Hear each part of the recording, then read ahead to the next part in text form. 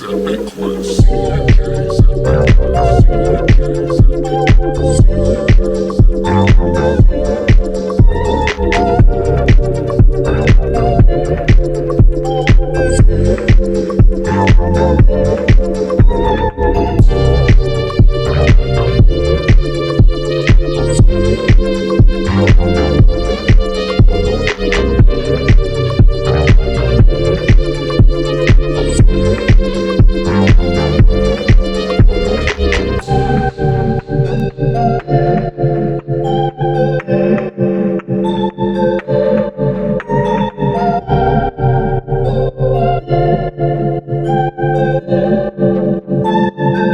CNJ's Epic Quest. CNJ's Epic Quest. CNJ's Epic Quest. Hey everybody, welcome back to D&J's Epic Quest, your favorite first-time readers, chapter-by-chapter Malazan podcast.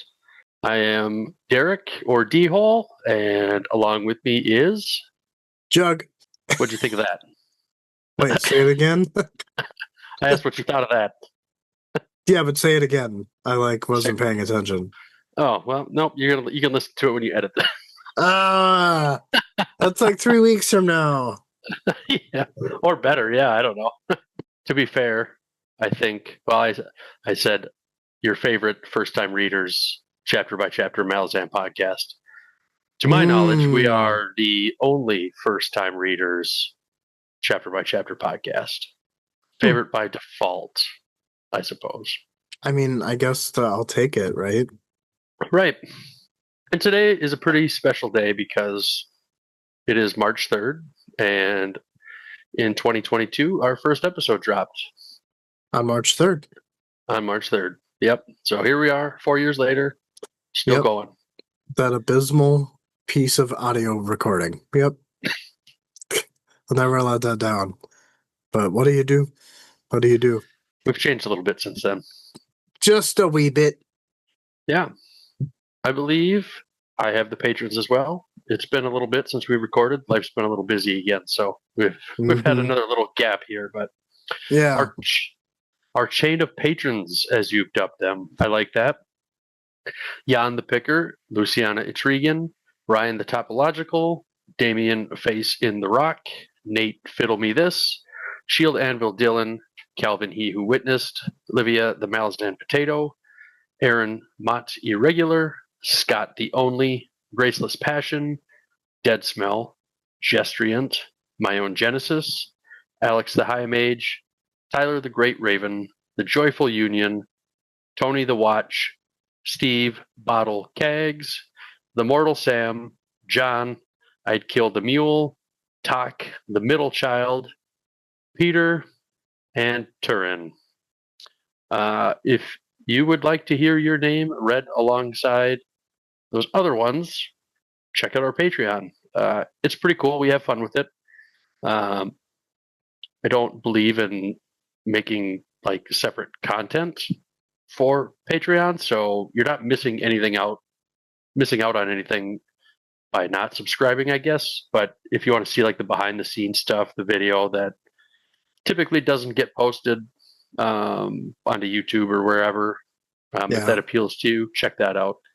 And just come have a good time with us, because we've made a lot of friends doing this, and there is room for more friends, whether you're a patron or not. Absolutely. Yeah, it's the rough cut of this. So, a little bit longer, maybe filled with a lot of bathroom breaks. I still have yet to add in that elevator music, but it makes the rendering a lot longer to put in music. But maybe just this once I'll do it. Maybe. Just for fun. Maybe. We'll see what happens. Test your skills. Yeah, for sure. Your bow staff skills. Nunchuck skills. Fair enough. All right. Well, Chapter 8, Epigraph. Where the days we once held so loose in your sure hands, when did these racing streams carve depthless caves beneath our feet? And how did the scene stagger and shift to make fraught our deft lies in the places where youth will meet in the lands of our proud dreams, where among all you before me are the faces I once knew, words etched into the wall in the cruel, bell-free Jerujistan. That was a pretty cold look there, Justin. You're still doing it. For those that know, they will know. Belfry. It's bell-free. Yeah, I know. That feels like a Dr. Seuss poem to me. I don't know what you think, but I mean, I don't know if Dr. Seuss would survive in this world. no. Just saying. That's yeah, no. Just saying. But just the like the cadence to it makes me think of Dr. Seuss or something. Oh, sure. I mean, I guess that makes sense. What shall we say? Shall we move on to some icy cold torrents? Yeah. What do you think? This is probably the most action-packed chapter we've had since the prologue. I would say so. I would say it was more action-packed than the prologue. Yeah. I mean, they seem close to me. I mean, there's definitely action, but Yeah. I think that the prologue felt more confrontational, whereas this felt like high stakes. You know what I mean? sure. Yeah. Yeah, But I get you. but I'm noticing a lot of like horror themes throughout these chapters. I think when you called that out in chapter 3, the beginning there, like there's been elements of that, which I don't think we've really seen before from Erickson. So it was kind of nice to get this like unease. Yeah, I think in this chapter they probably didn't stick out as strong to me like in those other chapters, but I'm sure I will probably agree with you. Nothing's sticking out in my mind at the moment, but maybe as I read it here I'll recognize it or hear you read yours. Yeah, fair enough. So, all right. Here we go. In the battle where Thoradus Boone was blooded, a maroon blade cut his right cheek just below the eye. It was a nasty wound that was slow to heal and grew infected before they could get him back to camp for proper treatment. So he was left with a long, crooked scar and a dent on the side of his head that left a flat look in his eyes, hinting that he had unseen wounds that would never heal. Trull sat with the others a few paces away from the edge of the ice field and watched. Thoradus paced back and forth. The Arapae lands were behind them. They were now alone with the white landscape before them. It looked lifeless, but the Arapae said there were night hunters out there, killers who came out in the dark with jagged iron blades, taking body parts as trophies, leaving limbless or headless torsos in their wake. None of these hunters had ever been captured. The bodies of those that were felled never stayed where they lay. Even at that, they left bigger groups alone and would attack Edur if they were alone or a pair. The Arapae called them the Jek, which translated to standing wolves. Thoradus said the Jek's eyes were on their group. Fear said the ice wastes were not as lifeless as they were led to believe as he named off some small animals. Rulad broke in and said the Arapae spoke of huge, furry, tusked beasts. They had found the ivory. Fear said it was very old ivory, and those animals likely didn't live any longer. Rulad said the Arapae say otherwise. Thoradus grunted and said they were only wasting daylight with their bickering. Rulad and Midic Boone went out to their flanks, using spears as walking sticks and testing the snow ahead of them. Thoradus took point 15 paces ahead, while Trull, Fear, and Benatus were the core of the group pulling sleds with gear. It was said further out onto the ice fields there was water under the ice, salt water left from an inland sea. The ice and snow were treacherous and forced them to move slowly. The wind was harsh and cold as it blew, and the group trudged through it despite the layers of furs. Trull felt the shock of sudden cold hit him, and on the wind he picked up a faint smell of death. The group covered their faces and stopped talking, walking in silence. Trull wondered at what this was like when the inland sea existed. Were there people using dugout canoes? Would they become the Jek? The Letheri spoke of holds, a strange pantheon of elements, among them the hold of ice, as if the winter was born of sorcery.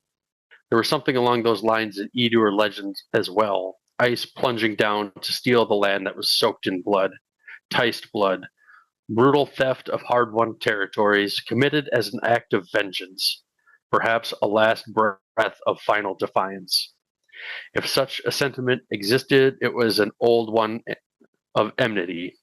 Ice was a thief of life, land and righteous reward, bound in death and blood, an eternal prison. From all this, it could earn hatred.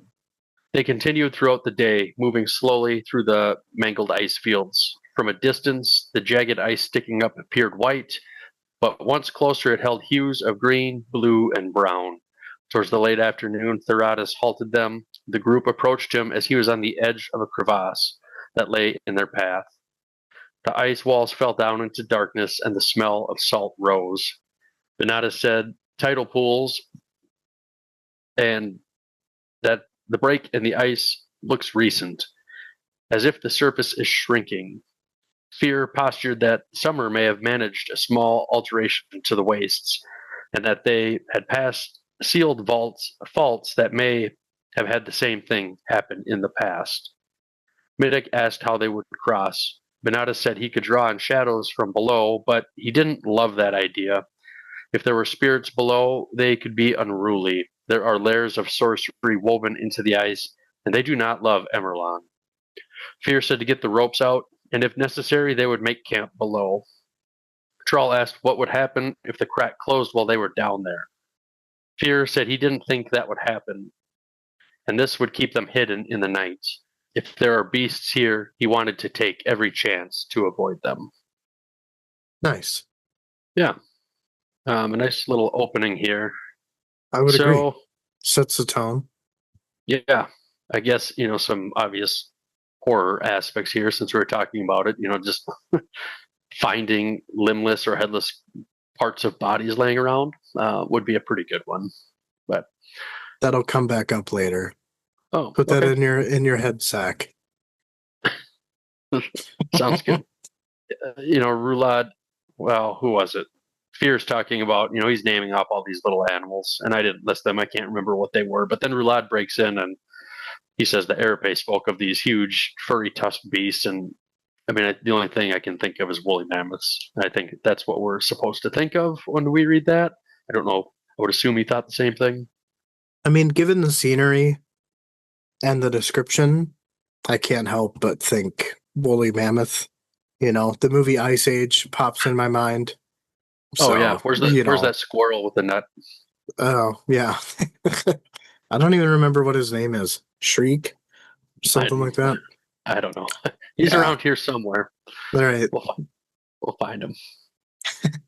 My next thought here, Trull picks up this faint smell of death on the air. And I guess it's a little obvious now rereading it, and at the time, I don't think I would have picked that up as foreshadowing, as I was just reading through the chapter for the first time, but going back through it again, I mean, it seems like a pretty obvious sign of foreshadowing what's to come, later on in this chapter. Do you think that it's a foreshadowing to specific moments in this chapter? Like maybe a little bit. Like the second section especially, or third, or maybe wherever Rulad dies. Or plays dead. Yeah, who knows? Right. Okay. I was thinking more the frozen ice wall. Oh, okay, sure. Yeah, that would make sense too. Because I didn't even think about that. Yeah, that's immediately what my head went to, but I mean, it could very well be foreshadowing for this whole chapter. I think, yeah, yours probably makes more sense. My next thought here, I'm going to try really hard to stop saying all the time. It's just been a while since we've recorded. Hey, I just cut them out. I just cut them out. So I know you had texted me and you said you thought you knew who the Jek are.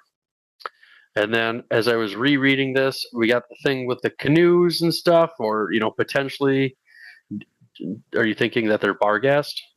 No, I mean, they could be related to the Barghast. potentially. I was actually like really proud of myself.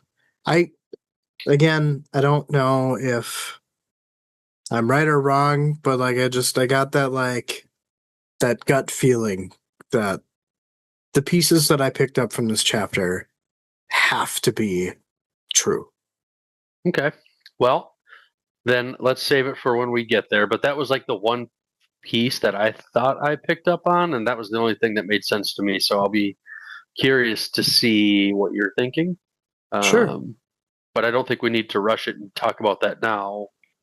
We can discover that along the way. For sure. I think that's all I've got. Anything you would like to add? No, I think it just really sets the scene. It pops us where Trull and his brothers are journeying, right? Like a nice way of opening up the chapter and kind of going from there, right? Yeah. It was very linear. Some ominous things mixed in there, but for the most part, I didn't find a ton of things to pick apart. Sure. This whole chapter was pretty linear, I think. I mean, it was very fast paced for the most part. And so at the same time, like I feel like it's easy to not dig into a whole lot because it just kind of seems what it is, right? Like it just seems kind of surface level. Yeah. When you have a fight, you have an escape or retreat, whatever you want to call it. There's not always a whole lot to like dig into there a lot of times. So that is true. That's a good point. Yeah. But I mean, he made it work and he made it great. I would say that this is probably out of the 8 chapters that we've read, definitely first, second, or third, somewhere in there. I enjoyed this chapter.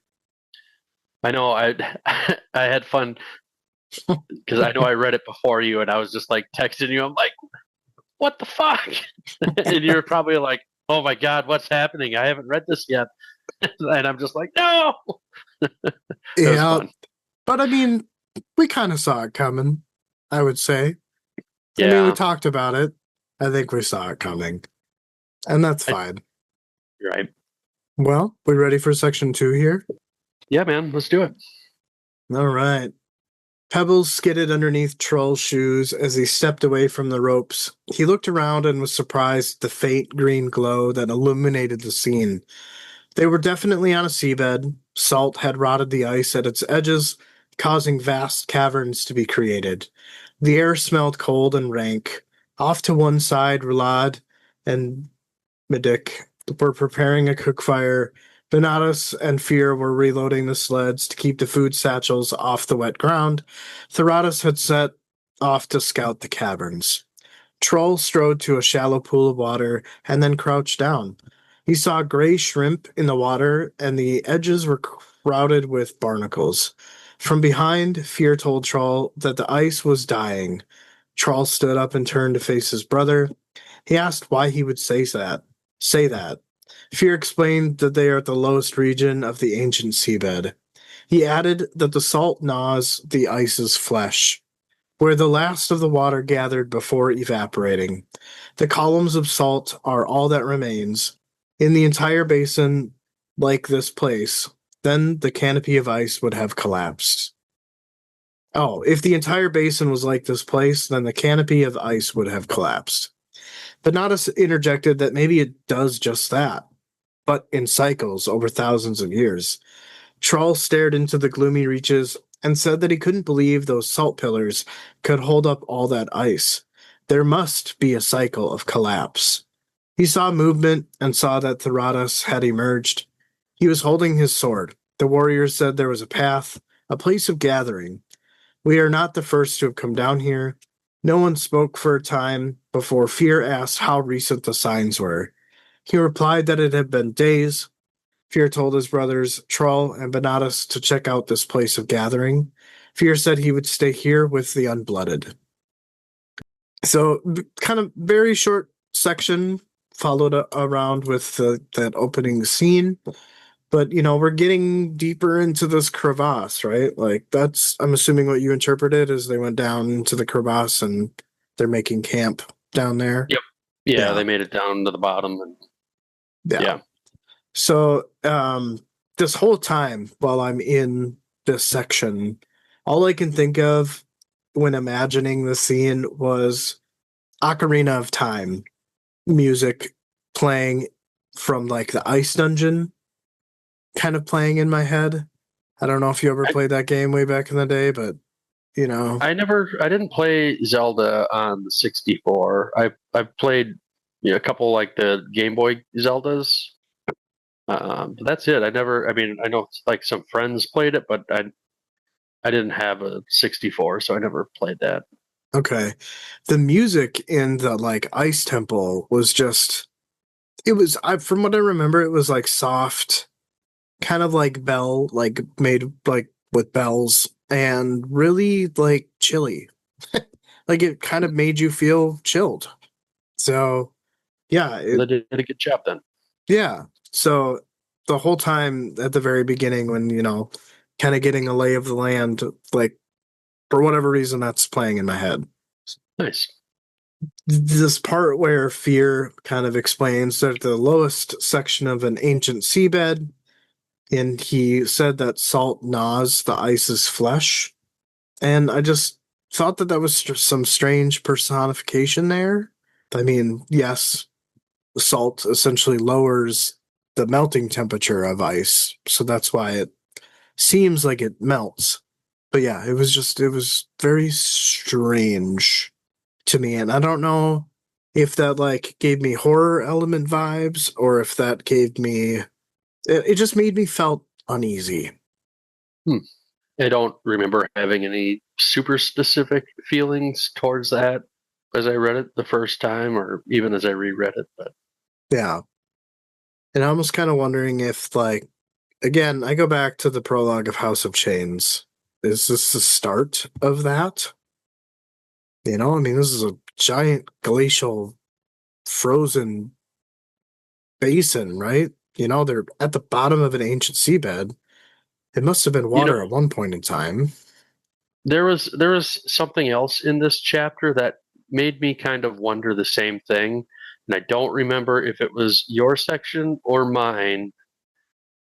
If it was mine, I know I definitely didn't summarize it. If it's in mine, I'll bring it up where I thought that it was. Okay. Because I'll have a question or two for you on it. Sounds good. I think I might be able to answer it. Maybe. We'll see if our brains are braining together. Well, it's been a day, so they might not brain very well. But That's okay. a lot of references to Midnight Tides and or Tiam, the Mother of Dragons, right? And this section here, or well, not this section, but the closing of the section that, Benatus is saying that maybe it does that, but in cycles over thousands of years, you know? So there's a few, at least in the sections that I had, where I'm like cycles or coming back, like resurrection, kind of made me think of those themes. Sure. I don't know if they're like related. Maybe they are, maybe they're not. We don't know much about the dragons yet, but it seems that they are not friends of the Edur. But are they really ever anybody's friends? I don't know. I don't know. It's strange. Who knows, right? We just read and find out. I don't know. The dragons, they always strike me as, you know, like solitary creatures for the most part, unless you've got like a dragon rider. But Right. But, Osric obviously, and Tiam did the deed and they're brother and sister, so yeah. And I think we have an example or two of multiple dragons flying together that we've read, in this series. But I guess across fantasy books as a whole, I don't feel like you see a flock of dragons flying around together. no. Maybe it's a pair or a trio, but that I feel like that's usually about it. Sure. I mean, in one of Udinas's like visions or dreams, he saw a bunch of Wyvil kind of clustered together, flying True. in unison. So I don't know. I would imagine like any race, right? Like you're gonna have people or creatures that share the same viewpoint, and then you have some that don't. Right. But yeah, that's I guess all I had for that very quick section. All right. There was a path 20 paces from the crevasse, a trail that was cleared of cobbles and other debris that wound through the crystal-like columns of salt, and meltwater dripped from the rotting ceiling in a steady downpour. Theratus led them, and 30 paces later the path ended at a vast, roughly dome-shaped expanse, where there were no salt pillars, and near the center was a misshapen stone altar. Offerings surrounded it, mostly shells, but there was an odd piece of ivory that Trull quickly glanced at before his attention was drawn to the wall. A sheet of ice, 100 paces or more across, tilted in an overhang that had hundreds of beasts frozen in place mid-stampede. Trull was stunned by what he saw. He half expected them to resume their charge at any moment, where they would be crushed beneath their hooves. As he neared, there were piles of bodies that had fallen from the retreating ice, while tiny black flies rose from the decaying flesh and swarmed Trull as if to fight him off. He waved his hand and fought them off.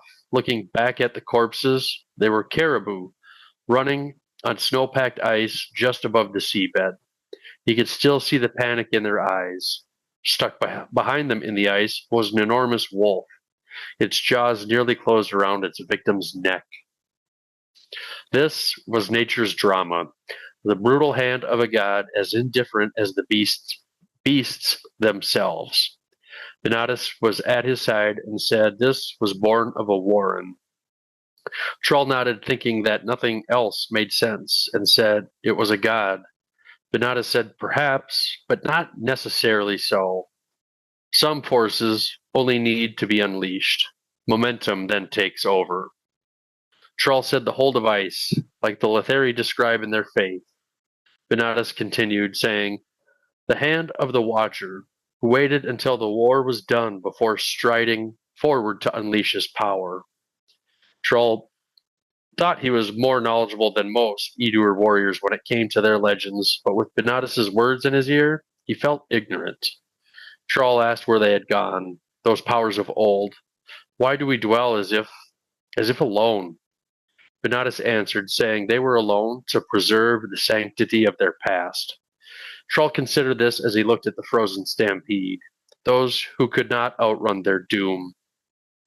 He said their cherished truths are vulnerable. Benatus said yes, to challenge. Trull continued, saying the salt gnaws at the ice beneath them until their world grows thin beneath their feet. Benatus replied, until what was frozen thaws. Trull stepped near one of the frozen caribou and said, what thaws in turn collapses and falls to the ground to rot. The past is covered in flies. Benatus said those who knelt at this shrine were here only days ago. Trull didn't think they came the same way their group did. Benatus said there were surely other ways into this underworld, and they should return to the others. They have a far walk tomorrow. They See? have far to walk. Sorry. No, you're good. Very ominous, right? Yeah, dude. And I didn't think of this till right now. This makes me think of Aliens. Ooh. You remember, like in the second movie, when they walk into the hive and they find all the I don't want to call them villagers, but the people, Colonists. colonists. Thank you. They're all stuck up on the wall and chest bursted and stuff, and they find the one lady that's alive, and things go to shit after that. Mm-hmm. This definitely makes me think of that. Different, but the same. Yeah, I mean, I can see that too. I think it was just so striking visually. Like these were just words written on a page, but I could see everything in my mind. You know what I mean? This would be pretty epic to see on screen. I know people, like, how awesome would it be to have like a live action Malazan deal. I mean, it would be basically impossible to do. But then I think about like what I watched Predator Killer of Killers. Yeah.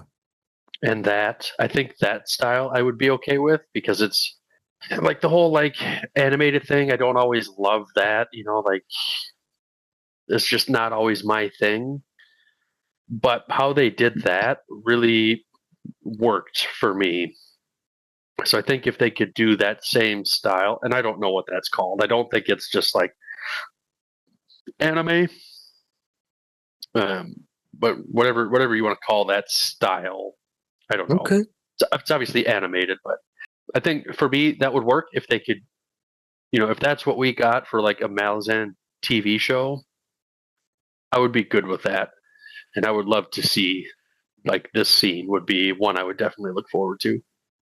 Have you ever seen the heavy metal movies? Like Heavy Metal and then Heavy Metal 2000? No. Okay. Well, I guess if you're bored one night, look them up. The first one, Heavy Metal, is just like a series of like short animated clips, whereas the Heavy Metal 2000 is like a whole movie.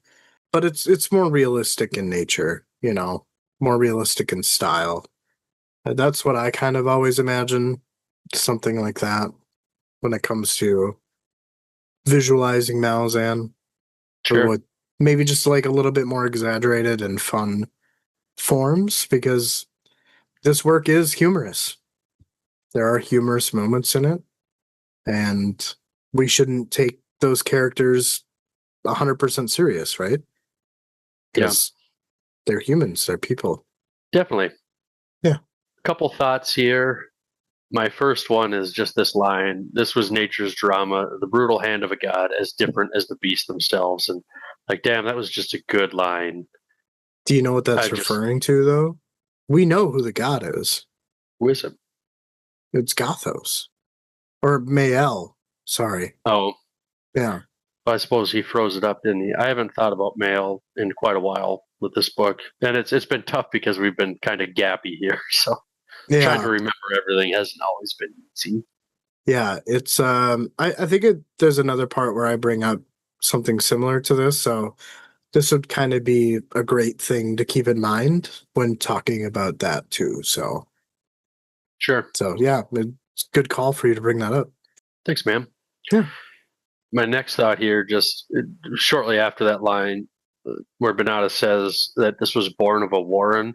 And I think maybe it just that kind of caught me off guard a little bit because everything's been about like holds in this book. So I know, I mean, we talk about Emerlon a little bit and get some here and there, but I think I just in this book I'm not so much used to the word Warren. I've kind of gotten accustomed to the holds, and so Sure. that kind of threw me for a loop a little bit. Yeah.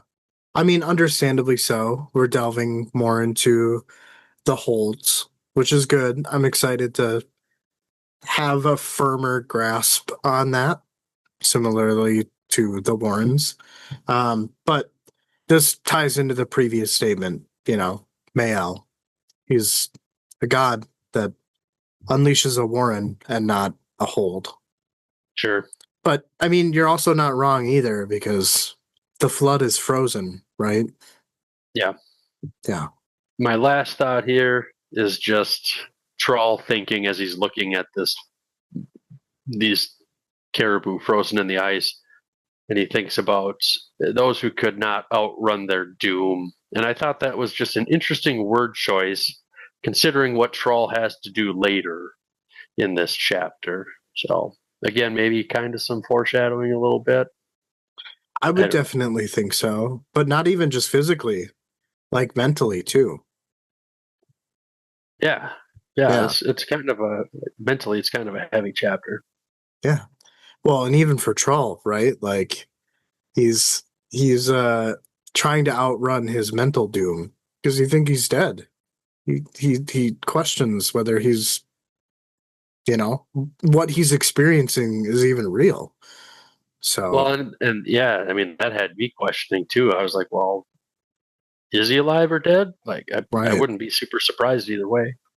Yeah, if it wasn't for that last section if you would have left off on section 8, I would have thought that he was dead. It would have been like the dude from the last book, Gamut.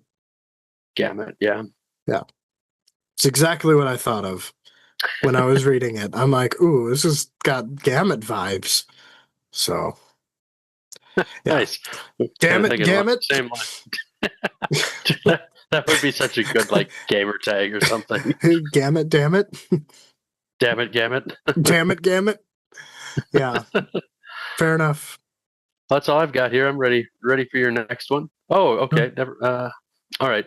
I'm looking at what you have highlighted, and that was something that I was going to bring up. So, all Okay. right. Well, we'll talk about it. Sounds good. All right. Section 4 here. The night passed. Each Edur had taken their turn at watch.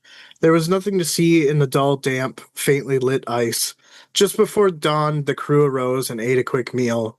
Rulad then climbed up the rope. One by one, they each ascended until they were out of the crevasse. The sleds were the last to come up. Benata said that today they would need to be careful, as they will know they were as they will know they were there at their shrine. Trull said that they hadn't desecrated it, though. Benata said that may not matter, as their presence around the altar may have been enough to offend. The sun was above the horizon line by the time each of them had made it to the other side of the crevasse. The sky was clear, and the air was bitter cold. The sun was flanked by 2 smaller ones on each side, sharper and brighter than last time. As if the night just passed, the world above them had completed a transformation from the one they knew to something strange and forbidding, unfriendly to life. Theratus took the lead. Trull could hear the sounds they were making, and because of the silence, he understood that some of the other sounds he was hearing was the rush of his blood intertwined with his breath and the beating of his heart. The Edur did not belong in this landscape. Trull thought to himself that if it was the hold of ice, feared by the Lethri, stealer of life, he wondered why Hannan Mosag sent them there. Theratus stopped and turned around and then pointed out wolf tracks. Trull caught up to him and then released the sleds to rest his shoulder. The tracks were heading across their path, heading west. The tracks themselves were huge. Benata surmised that these tracks belonged to the creature they saw frozen in ice last night. He asked what they hunt, as they've seen nothing out here. Fear grunted and explained that they have not been quiet, and what they hunt didn't mean much. Benatus added that herds leave signs, and they should have come upon some by now. They resumed their journey. Shortly past midday, Fear called for them to rest and eat. The plain of ice was featureless and stretched out on all sides. Rulad was sitting on one side of the sleds and said that there was nothing to worry about out here, as they could see anything coming from miles away. He asked Fear how much farther is this gift that Hannan Mosag had sent them to recover. Fear said that it was maybe another day to the north. Trull wondered who had offered this gift. Fear said that he didn't know. They were all silent for a time. Trull studied the snow at his feet. His unease was deepening. Something ominous hung in the still, frigid air. Them, being alone out here, started to feel like a threat to an unknown danger. Yet, he was among kin, and among Harath warriors. He thought to himself, why does this gift stink of death? All right, another little shorty, again, just kind of transitioning from the crevasse to journeying to find the gift. I didn't catch this before, and was there always 3 suns? Or is this supposed to, like, represent a lens flare? Even though there isn't, like, a lens. Secondarily, is this suggesting that they have crossed into this ice hold? Like the crevasse was a transition point? Ooh, I like that part. I hadn't thought about that, but this is what I was going to ask you about. I caught this too, the Suns thing, and I was thinking back to House of Chains and that prologue. What do you remember? Any description of Sun in that? I could have swore there were 3 suns, right? So is this the Nascent that they're in? Maybe. Possible. That was my question. Ooh. I don't remember if there was any description of the sun there, but that's what I was definitely going to ask you about. So we are kind of aligned there. I don't remember the suns in House of Chains, but I feel like it's a good possibility. Yeah. And it would seem to make sense, right? Just that we have a shared character between that prologue and obviously this book. So, Yeah, and he's telling the story, right? The saddest story ever. yeah. Yeah, that was good. Yeah, I like that. The second thing, which kind of ties back into the Warren and the God thing from your previous section, Sure. they thought, Trull was thinking to himself that if this was the whole device, feared by the Lethery, stealer of life, he wondered why Hannan Mosag had sent them there. And, just this, up until this point, like, something was bugging me about this, and I don't know why I didn't catch it before. But, we saw in the prologue that Gothos was approached by Mael, right? The impression that I got from the crevasse they were in suggested a flood of some kind. But Gothos can't flood.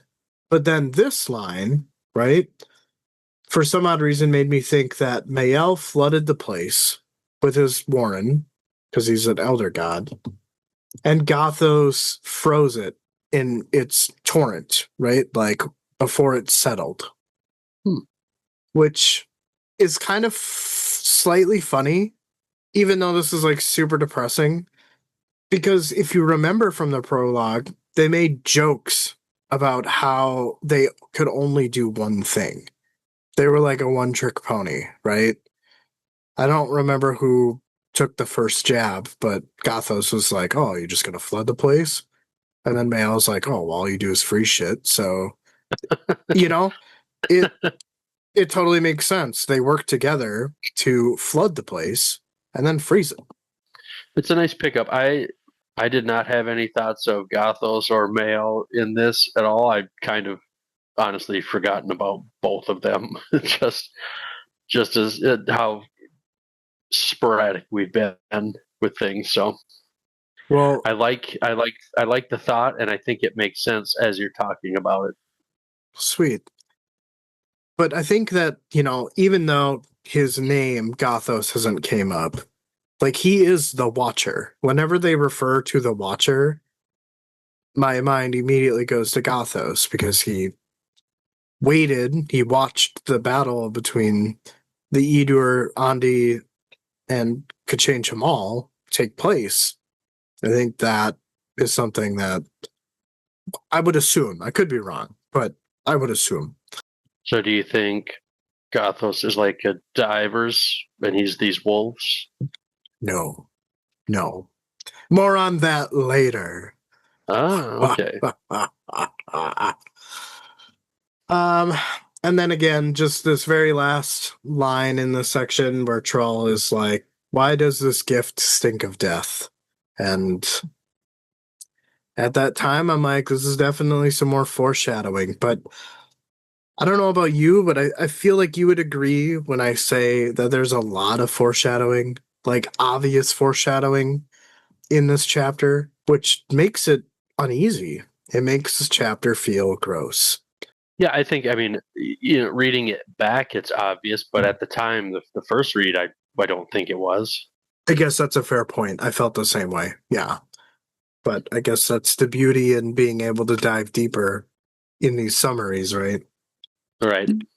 But yeah, that was all of my thoughts. I felt like the first half of this chapter went by really fast, and then we get to some heavier stuff. Yeah, that goes fast too. Yeah.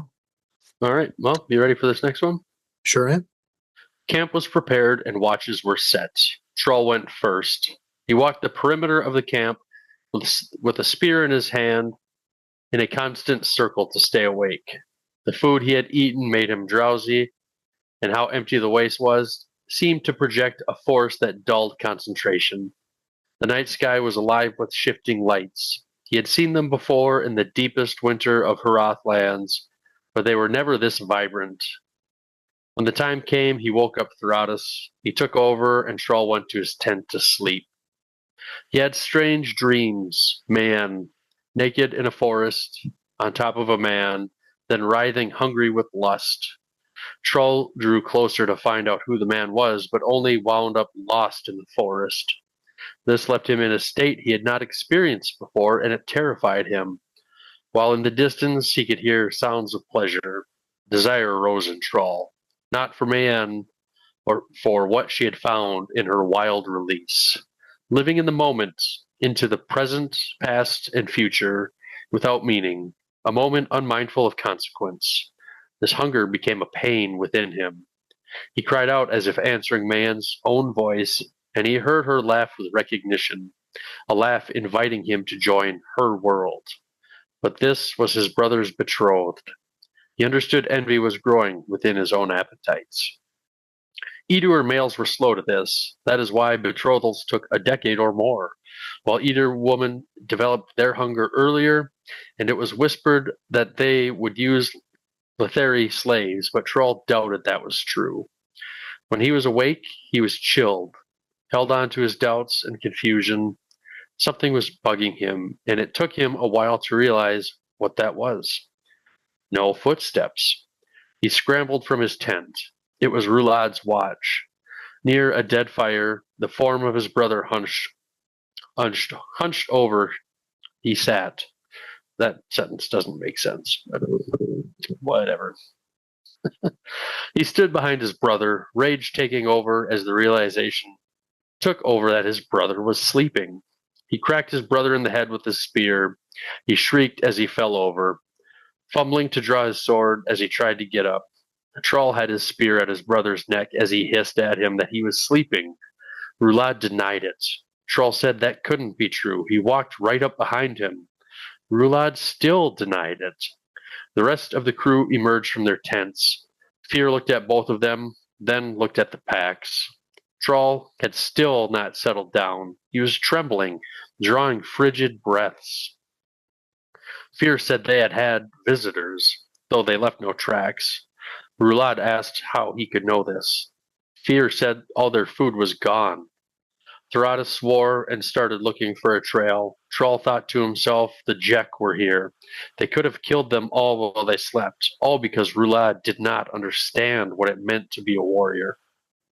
Rulad said he wasn't sleeping, pleading with Fear for him to believe it. He just sat down to rest his legs. He never saw anything. Theratus said behind closed lids, he wasn't surprised. Rulad continued to plead his case. Fear said it was done. From now on, they would double the watch. Rulad asked Midik if he believed him. Midik replied that it was a battle just to get him up to take his turn at watch. Rulad stood in shock. Pain he saw as betrayal clear on his face as he turned away. Fear said to pack up. They would be on their way. I hate Rulad. I do not like Rulad. Man, I have empathy for him in this. It was kind of Whoa. jokingly I told Jim he was going to be the best character in this series. I really do not hate him at all. I feel bad for him right now. Sure. Okay. I mean, we can disagree. That's fine. We can leave it at that. I just That doesn't mean I don't think he fucked up. Yeah.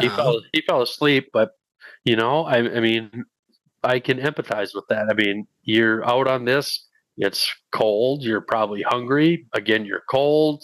It's the middle of the night. There's nothing that you can see, and how easy would it be to just sit down for a minute and fall asleep, even though you're probably bitterly cold. That exhaustion I think will just take over. And I know he's wanting to prove himself and everything, and he fucks up here, but I've got kind of a soft spot for him here. Interesting. I have a feeling that's not gonna stay that way. I mean, we'll see. Maybe. I mean, I'm not trying to be spicy or anything like that. Like, that's just legit how I feel right now. So, well, I think the last line in your summary kind of says it, like the betrayal clear on his face. You know, I mean, he feels betrayed in this moment in time, but for me, like my perspective, it's the lack of accountability that like drives me crazy. You know, like instead of saying like, yeah, yo, I fucked up, you know, instead of being humble about it, Sure. Yeah, you he's know, doubling so down. like, yeah, and that's the part where is obviously a disappointment to his brothers, but he sees that as betrayal, which yeah, it's 100% your fault, dude. Like, just own up to it. Right. And I think maybe that's where like I have that empathy for him. Like, okay, like, yeah, he doesn't want to look like he fucked up to everybody, so he's like, trying to say no, but like that's where I'm like, okay, like give this guy a second chance and he's not gonna get it. But Mhm. I don't know. I guess maybe I'm very sure that I'm going to be in the minority on my thoughts on him for a while. So I have a feeling of that too, but I guess we'll just see, right? I mean, I'll be curious to see how this like plays out for you. I'm very curious too because I didn't expect him to die right now, and I still don't believe he's going to stay dead. No, And no. as much as I'm getting tired of this whole dead people coming back to life thing, like I'm pretty confident in this one. Yeah, I guess, you know, I would agree it's an overused trope, but I mean, I feel like it's done uniquely. So, Yeah, a couple thoughts here. This first one, and I kind of cut down the summarizing on it, but I think we get the Northern Lights here is what Trull is seeing when he's on watch, right? Like yeah. pretty easy to see that. How about Man's or Trull's dream about Man? Like that was. Who do you think? Do you think he was going to see himself, and that's why he got lost? I guess I didn't think about it like that, but I guess my initial reaction was Rulad. Obviously, he's conjuring up this type of fear, right? No pun intended there. Um, or it's just maybe he secretly finds Mayan deeply attractive. And yeah, you could very well be right that he's imagining himself and doesn't want to face that reality, even in his dream, because he's so like bros before hoes type of thing, you know? I think both your explanations make sense, but I think just with kind of what we see, what Trull is feeling, I think he was afraid of seeing himself there. Yeah, I would agree. I would 100% agree. I like your take on that. Thanks, man. Yeah, Let's see. What was my other thought here, or was this you? this was me. So I didn't catch it before, but in your summary, you know, Fear is saying that they left no tracks, and that's important to my point that I'm will be bringing up next. Kind of keep the whole headless corpses and that they left no tracks kind of in your canon. All right. Um, All right, well, here's my first long one. So, but definitely probably the best section in this chapter, in my opinion. Well, one of them. It's a nice picture, dude. Just gonna hang on that for a little bit. All right. Trull found himself endlessly scanning the horizon. The vulnerability he sensed within himself was overwhelming. They were being watched and tracked. The emptiness of the landscape was a lie somehow. He wondered if there was sorcery at work. Even so, this did not excuse Roulade falling asleep on his watch. Trust was gone, and Trull knew that Roulade would do his best to regain it.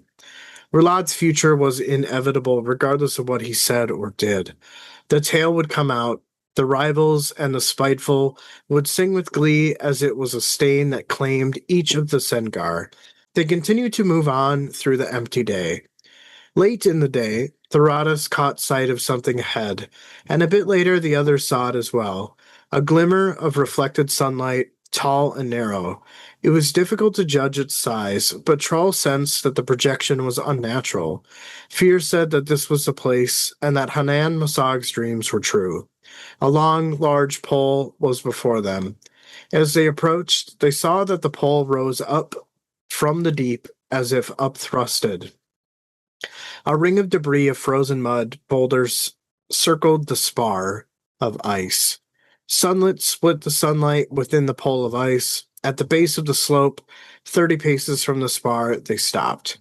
Fear instructed Theratus and Medic to stay here to guard the sleds. He told Benatus and Roulad and Trull to follow him up. They climbed the slope, and a stench of old rot and salt water. Benatus hissed a warning, saying that the spirit Hannan Mosag had called up from the ocean deep has been here. He added that the pole of ice was the spirit's doing, and its sorcery lingers. Trull asked if it was Emerlon. Benatus said one word, and that was no.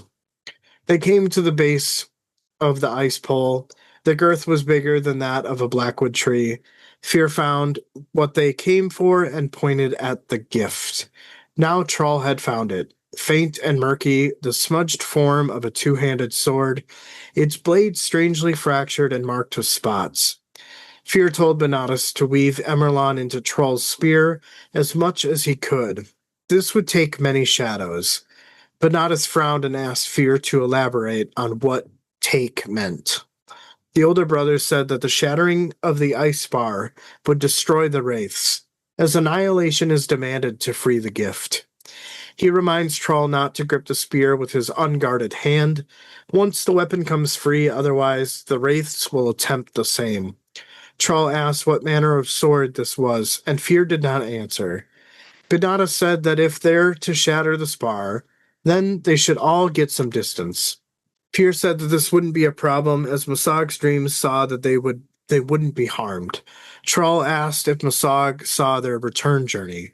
Fear revealed all that Mosag had dreamed and told Trull that it wasn't a time to doubt. Trull looked at his brother like, what the fuck, and said that this was the perfect time to doubt. Both his brothers faced him, and he told them that this feels wrong. Roulad snapped and said that they had walked all this way, and suddenly Trull had lost his courage. Trull asked them thought-provoking questions about the weapon and who created it, and for what purpose. He said that they know nothing of what they're about to release. Fear turned dark and then said that Hannan Mosag had commanded this of them. What was it that Trull would have them do? Trull said he was unsure, but turned to Benatus and asked if there was a way to draw the secrets out from the weapon. Benatus said that there wouldn't be a way to know until the weapon was free of the ice spar. Fear grunted and told Benatus to begin. Theratus interrupted them with a shout. He cried wolf and pointed to the south. The beast was barely visible. Against the white backdrop of snow, it stood motionless, watching them. Fear told Benatus to waste no more time. Shadow came out from where Benatus was standing, stains crawling over the snow to climb up the blackwood spear held in Trull's hand. The weapon didn't feel any different, but Trull could hear something new. A sound that echoed through his bones, and it felt like terror. Benatus said no more. Trull glanced at his brother and saw how Leosian he was. Trull asked if the Shadow Race were resisting this. Benatus confirmed and said that it was because they knew they were about to die.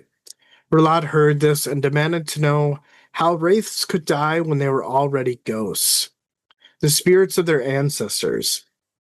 Benatus said that they weren't their ancestors and didn't elaborate. He focused his attention back on Trull and instructed his brother to strike at the ice. Trull hesitated. He looked over his shoulder and spotted the distant wolf. When he found it, it appeared as if the wolf was about to charge. Trull whispered that it was about to attack. Medic and Theratus were down below, readying their spears. Fear screamed for Trull to start. It startled him, and he almost dropped the spear. Jaw clenched, he faced the ice spar once more and began slashing the spear against the ice. As he did so, from his peripheral vision, he saw motion on all sides, as figures seemed to rise from the snow itself. The ice bar exploded in a white mist. Sudden shouts were heard. Trull felt a tug on the spear in his hand. The blackwood rang like iron as countless wraiths were torn free. Their death cries filled his head. He stumbled, tightened his grip, and then attempted to see through the mist. Weapons clashed, an antler clawed at his face, each end sharpened and tipped with quartzite. Trull defended with the spear and managed to trap the antler weapon. He twisted the spear around an upward slash. He felt the spear cut through flesh, slowing down at the ribs, and then freed to connect with the underside of a jaw. The scene around them was becoming more visible. They had been attacked by savages, small and bestial, wearing white-skinned hides and white masks. They had antler-like weapons and short stabbing spears glittering with stone points.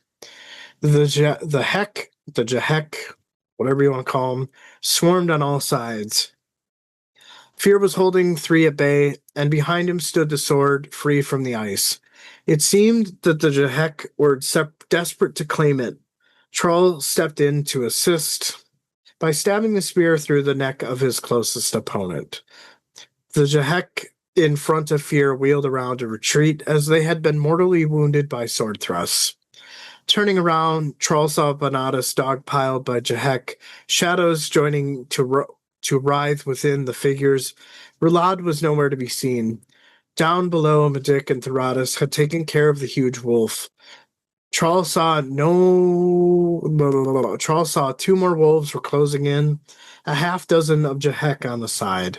Another 20 Jehek were ascending the slope.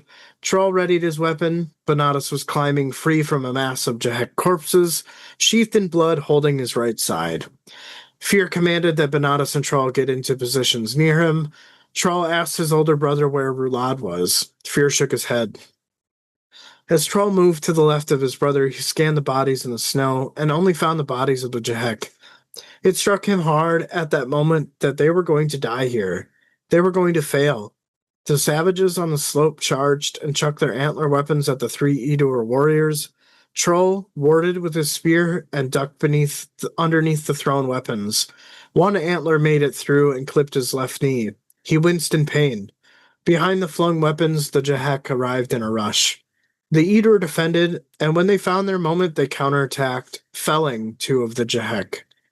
A shriek was heard behind them, and Rulad, wielding the sword that shall not be touched, jumped into the fray, severed a Jehek head from its body. Both Fear and Trull rushed to his aid, even as spears from all around pierced into Rulad's body. He sagged, and when shoved onto his back, the sword still in his hands, the Jehek scrambled and ran down the slope. Trull rushed to Rulad's side. Fear was heard saying that they were withdrawing, moving to stand guard over his fallen brother. Trull checked his pulse, and Bonatus knelt down and asked how he fared. Trull locked eyes with his brother and said that Rulad was dead. Fear said that Medic and Theratus were coming back, and the Jehek have fled. Trull thought to himself that it made no sense for the savages to flee, as they had the Edur bested.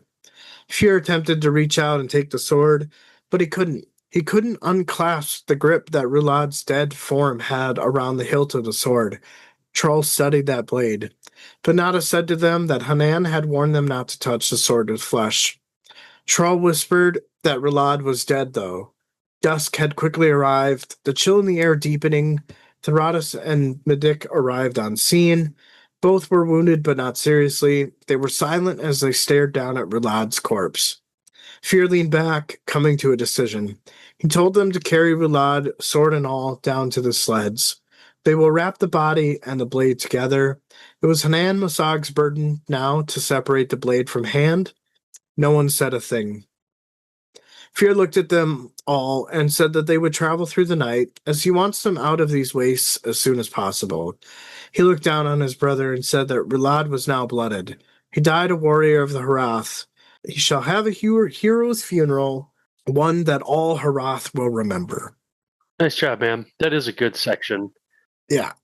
I feel like these last couple, really, they're separate. They're kind of one, right? Yeah, I would say so, for sure. Yeah. But I probably did like this one the best. Lots of good stuff. Really good stuff. Well, what you got? what I got is at the beginning, kind of going back to that conversation about transitioning from like their world to like the ice hold or some other realm or what have you, the ascent, as you said. And, Trull's looking at this like emptiness of the landscape and he's like thinking that it's like a lie somehow. And it made me think of an illusion. And I'm not sure if maybe this is like Trull's paranoia or if there's something or someone showing these Edu or something. Like, is this a setup? Kind of like that's kind of what this makes me feel like. Maybe I don't know. Possible. Just all this like emptiness, you mean? Yeah, just like what they're doing. I guess I could see how like just all that emptiness would make somebody nervous just being that exposed, but I guess I mean unless they did cross into like a hold or whatever like we were talking about, I just kind of took this as it is just that empty waste. There's not really much there. I don't know. It just then this is kind of what goes back into like those ominous tones throughout this chapter. Like this is definitely one of those lines that you kind of almost are doing what Trull is doing, right? Like you're doubting what you're reading is true. Yeah. I thought that was just really cool. The next thought that I had here, they're talking about Roulade and, the tale would come out, the rivals would sing and dance, and it would be kind of a stain that claimed each of the Sengar. And I just couldn't help but think about like, wow, what a strict culture. This like air of perfection, walking on eggshells. I mean, I couldn't do it, right? I need mistakes in order to make myself a better person. But maybe So that's where you had said like if he would have just owned up to it, maybe it would have been different. it wouldn't have been a big deal. Yeah, that's a good I perspective. mean, it still would have been a big deal, but like maybe it would have just been his and not so much the family, you know? Ownership, Right. accountability. Yeah. Yeah, you had a good point on that. Okay. I'll take it. There's this part where, they walk up the slope to this giant ice spar, and it smells of old rot and salt water. The book says old rot and brine, which is just water mixed with salt. I did not know that was what brine was. So Yeah, maybe did. I don't know. Maybe not. it just kind of brings me back to some of the earlier sections, where they talk about like the ice melting, like the salt is eating the flesh, those types of things. Sure. This part where, shattering of the ice bar would destroy the wraiths as annihilation is demanded to free the gift. And here's maybe it's kind of messed up to me, but if the shadow wraiths are enslaved Taistandi, it's sad to me how expendable and uncaring the Edur are about making the sacrifice, ignoring that these wraiths are spirits enslaved. And it just kind of makes me not like the Edur. I mean, they're like alive, I guess, right? I mean, kind of, but whatever. They'll just keep drawing on them. Like, are they going to run out of them? I don't know. Maybe Well, I think, not. Roulade doesn't even know that they're not. I mean, he's just assuming that they're the ancestors of the Edur. Benatus knows the truth, though. Roulade doesn't. So maybe that's why he seems to be more upset about this. But Benatus just seems so like cold about it, So that's kind of where I maybe draw that thought from. Sure. I mean, I get that. I think that makes sense. Also, was I just reading like previous chapters wrong? Because like when we kept hearing about this journey to get this gift, I could have swore like it kept saying spear, right? now I'm double second guessing myself. Did it say spar and I just read it wrong and thought spear? Because I was like, when we got to this point and they're like, it's a fucking sword, I was like, what the hell is this? I thought it was supposed to be a spear. But maybe it said spar. I don't remember now. I'm like I said, second guessing. I would 100% agree with you. I was like very much in the same boat. I'm like, I thought this was supposed to be a spear, not a sword. But maybe you're right. Maybe it is spar, and we just read it wrong. I don't know. No one's corrected us, but maybe the spar of ice itself is a spear. I guess, yeah, I don't know. Did we just dyslexia the shit out of this for a few chapters or what? We very well could have dyslexia. Spar instead of spear, for sure. This next thought, the beast was talking about the wolf, the beast was barely visible against the white backdrop of snow. It stood motionless, watching them. And again, just kind of plays into the whole like horror thematic that you've called out. Like that would be so unnerving, right? Like you're in this strange wasteland, you're not familiar, you're not seeing any herds, you've come across some frozen animals. You see wolf tracks, but you're not sure what they're hunting. So it's ominous. It's weird. Yeah, definitely. For sure it is. I don't know if you caught this. This is kind of my attempt at a Malazan joke. But, when Banatas told Trull to stop hitting the ice bar or whatever, and then Trull looks at Banatas and saw how Leosian he was, is what I said in the summary. And I really didn't mean that to be literal by any means, but it's, like I said, a Malazan joke. Trull saw how pallor Banatas looked, and I took that as white or pale. And the Tist Leosian being associated with light made me think white. So you had me very confused because I was just thinking like, I don't remember that word in this chapter at all. So I did catch it and I was like, how did I miss that? Yeah, just a very bad Malazan joke. That's all. Well, you pulled it off. Yeah. And then again, kind of like this, and we've seen this a few times throughout the chapter. This part where figures seem to rise from the snow itself, and this is interesting to me because I know one can bury yourself in snow, but I don't kind of get the sense.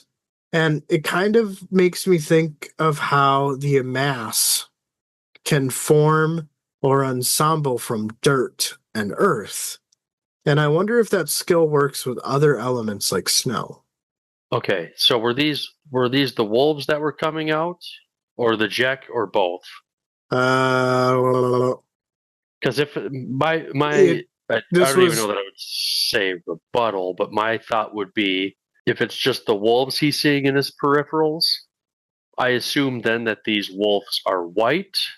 You've got just white snow everywhere, so while they're not actually rising up out of the snow, it maybe kind of appears that way. Sure.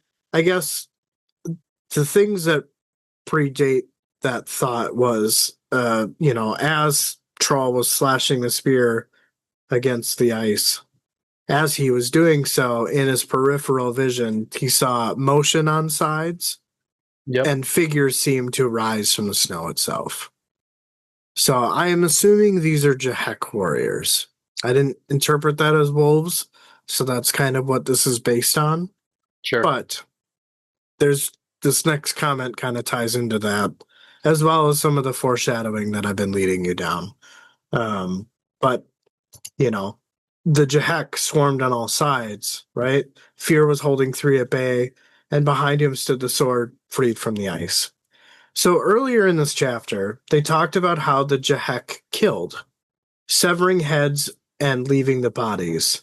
Who else do we know that does this? Or at least have been shown to have done this, right? Remember in House of Chains, they find that Talani mask with his head severed, and they set it on. I think it was Lestariel and Pearl find a Talani mask head, and they like set it off. Well, there's this thing with the Talani mask and heads, right? Setting them out so they can like watch for eternity or whatever. Right. Yeah. Exactly. But also, these Jahek have stone knives, and also my earlier comment about coming out of the stone. I'm thinking that they have to be a mass of some kind.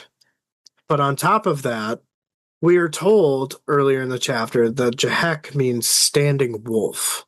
The wolf that Trull spotted earlier, I'm guessing, are the actual Jahek, like a soul taken a mass. Some type of small soul taken a mass that lives in the snow and cold. Standing wolf. They seem to appear as if out of nowhere, right? Like we know how the Amass travel. Why couldn't that work with snow? They have stone and antler weapons, very mass-like, right? Like everything just points to the Jahek being a mass. I would be impressed if you're right, but I feel like I don't know what more I need, but I feel like I need a little more. Fair enough. But I could have swore that when we read Blood Follows, they talked about the Jahek as well. Wasn't there just a small section? I mean, we read it, so I'm not going to spoil anything, right? What are you going to search for exactly? We're typing Blood Follows and Jahek. Okay. Oh, I don't honestly yeah. remember. Really? Yeah. Okay. Wow. I'm not going to read that. Shit. No. Where's Blood Follows? Blood Follows. Okay, I'm just going. I'm just good. Yes, I'm seeing things. No, Justin. It's okay. It's okay. So in Blood Follows, a Jahek horde led by their war chief conquered Stig in northern Corel in a day. King Selger of nearby city, Lamentable Maul, dithered weakly about counterattacking. Maul was likely saved when the horde stupidly burned the Stig galleys in their harbors, and thus were unable to cross the channel to attack. So the Jek couldn't cross the harbor to attack after they burnt some ships? Yep, pretty much. But yeah, there was a small mention in Blood Follows, which is why I'm I feel like I've heard about these guys before. I don't. Nice pull. Yeah. I felt that it sounded familiar too, but I wouldn't have remembered it was Blood Follows. Not at all. All right.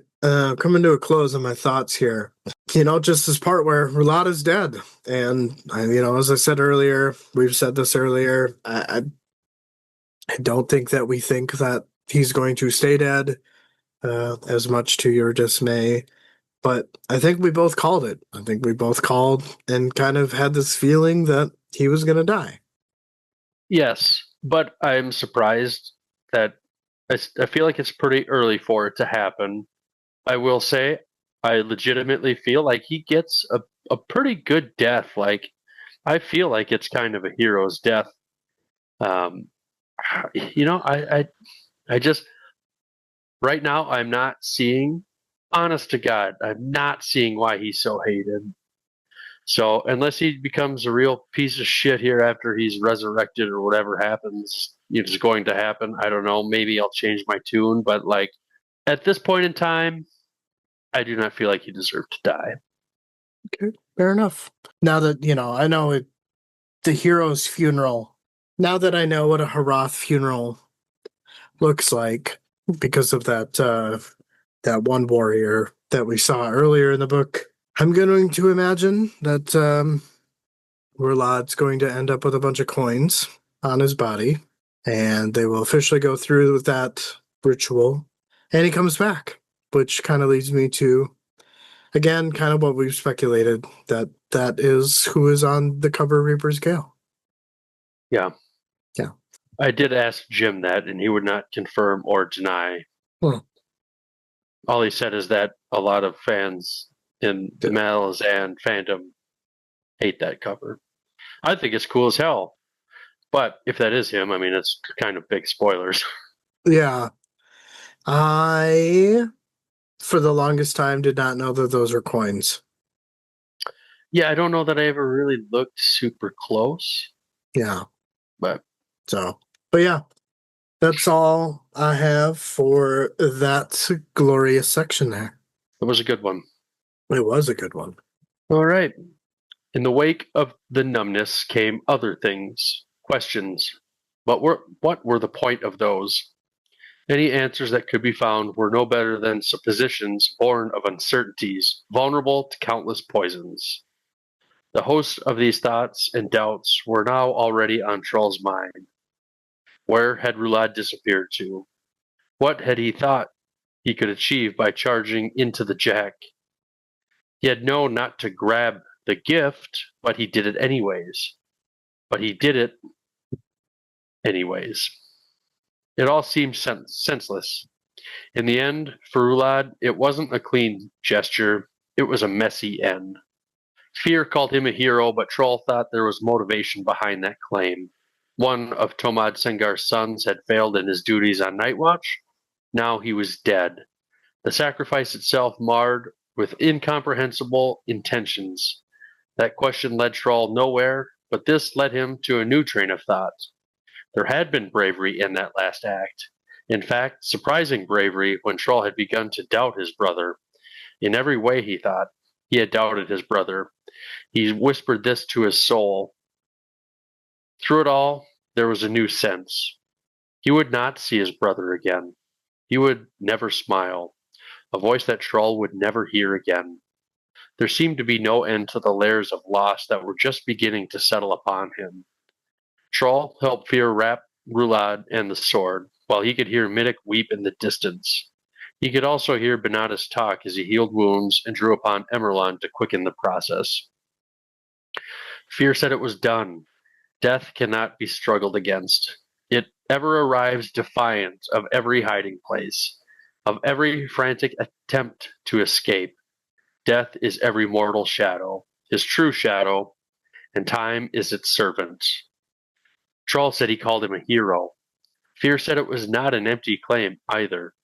He went to the other side of the rise, found the Jack trying to get the sword by subterfuge. This caused Trull to look up. Fear said he needed answers also.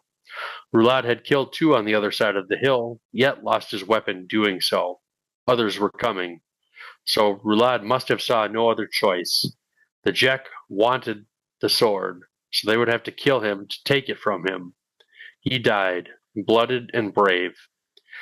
He had come upon the corpses beyond the rise before he came back to Trull and Benatas. Trull thought to himself that all of his doubts, the poisons of suspicion, in all their foul flavors, daughter dust take him. He had drunk deep. Fear told him they would need his skill with the spear at the rear. Both Benatas and Roulade would have to be pulled on the sled. He would do this with Theratus, while Middick takes the point. Trull was confused about Benatas. Fear told him his hip was broken, and he had not the strength to heal it. Trull asked Fear if he thought they would pursue. Fear only said yes.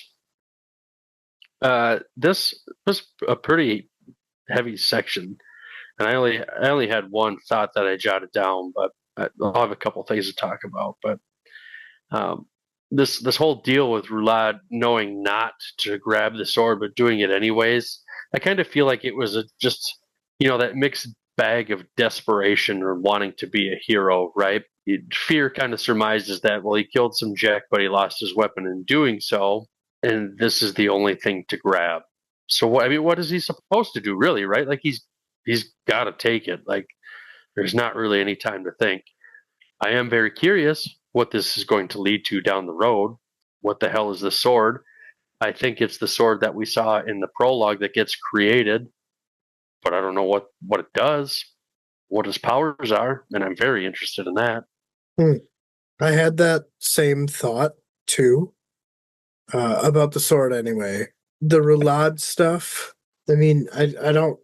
Was it the section where Fear explains what Roulade did? Like he went on the back side of the slope to go grab the spear or the sword or whatever. Yep. Yeah. I guess, yeah, you could interpret that as desperation, but like, I don't know. There's just so much unease around Roulade that it almost makes me feel like this was staged. It really makes me feel like it was staged. Like, this is what Roulade was told to do. It could be, but if the Jack were really trying to take it, are you just supposed to let them? No. So what do you got? I mean, what choice did he have? He might have been postured a choice, right? But in the end, he didn't really have one. I mean, that's definitely the sense that I get from the writing. But like Trull, I doubt it. I doubt, you know? And I don't know. I just think it's cool how there's that parallel there. Like, I'm just the reader. I'm not even in the story, but I Yeah. feel just like how Troll would. But then we get, it says for Roulade, it wasn't a clean gesture; it was a messy end. And I mean, to me, I don't really feel that it was super messy. Just because, very, I mean, it's pretty clear to me. I feel very differently about Roulade than you do, which is fine. Yeah, But to me, he gets that glorious end for now. I don't know what the future is going to hold, but sure. I feel like he did what he had to do.